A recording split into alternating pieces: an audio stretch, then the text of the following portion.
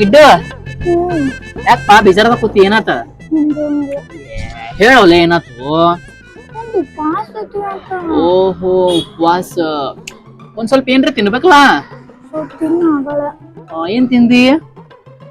ಸಾಬುದಾನಿ ಕಿಚಡಿ ತಿನ್ನಿ ಆಪಲ್ ತಿನ್ನಿ ಬಾಳೆಹಣ್ಣು ತಿನ್ನಿ ಮತ್ ಮೋಸಂಬಿ ತಿನ್ನಿ ಮತ್ತ ವೆಪಸ್ ತಿನ್ನಿ ಬನಾನಾ ಚಿಪ್ಸ್ ತಿನ್ನಿ ಬಾಳ ಕಡಕೈತಿವ ನೀನು ಉಪವಾಸ